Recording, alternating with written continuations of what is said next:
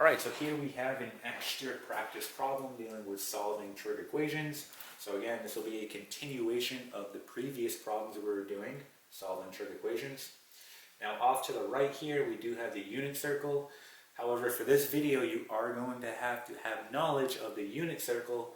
So be sure to check out my video where I discuss and explain how to memorize the unit circle and its values, right? An easy way to do that. So make sure you check out that video. Okay, so again, in order to do this video, you will have to have knowledge of the unit circle. You can see here, mine is only partially filled in, okay? So you will have to have knowledge. Now let's get right into this problem. Our first step is to isolate the trig function, right? Just like those previous videos. So again, we want to isolate this trig function. That's our first step. In order to do that, we're going to have to get rid of this positive 3. So we're going to subtract 3 on both sides.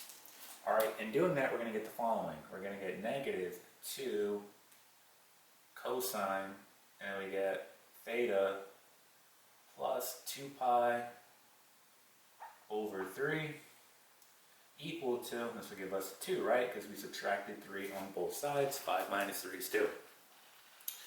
Alright. We now have to get rid of this negative 2, so we're going to go ahead and divide both sides by negative 2. Doing that, we'll be left with the following. We get cosine of theta plus 2 pi all over 3 equal to, and then we get 2 divided by negative 2, which is going to be negative 1. Alright, so step 1 is done. We isolated the trig function. Alright. Now, we don't have to worry about anything inside these parentheses yet. All we want to do is say to ourselves, right, we want to look at the trig function, it's cosine. We want to say, when is cosine going to be negative 1? Right, so you have to use your knowledge of the unit circle here. So cosine will be negative 1 at pi, right? Cosine is going to be negative 1 at pi. So let's go ahead and record that. And again, we're not given any interval here. We're not told to solve on an interval, so we have to include all solutions. So think about it, cosine is going to be negative 1 at pi, and if we continue to go around in this unit circle, it's going to be every 2 pi that it lands back at this position, right? 2 pi, right? So we want to make sure we include that, okay? So we just determined that cosine is pi at negative 1. So what we do now is we drop the trig function. So we're going to drop cosine, and we're going to write what we have in parentheses. So I'm going to write theta plus 2 pi over 3 equal to, and we determined cosine is going to be pi at negative 1, so we replace negative 1 with pi. Okay? And then we said, right, we're not solving on an interval, so we have to include all solutions. So if I'm at pi, every 2 pi, I'm going to be back at that position, right? Every 2 pi. So I have to include that, so plus 2 pi n, where n is going to be any integer. Okay? So now we're ready to go ahead and solve for theta. Alright?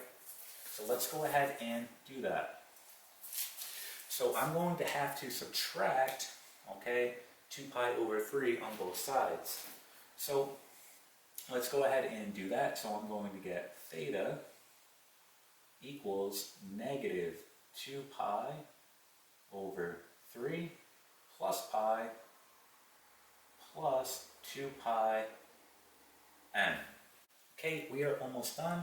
What we want to do here is we want to combine these terms here. So let's combine it into one.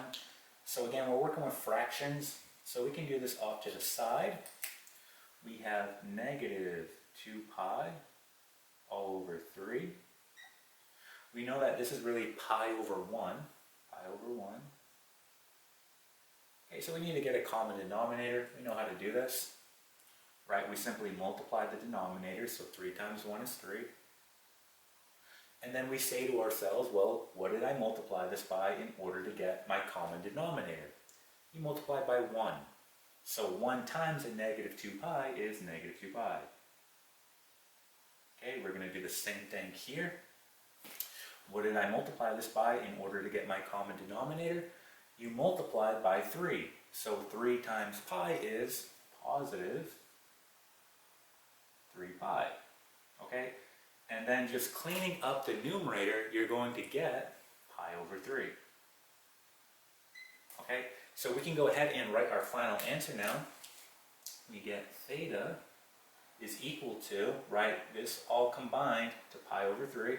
So pi over 3 plus 2 pi n. Okay?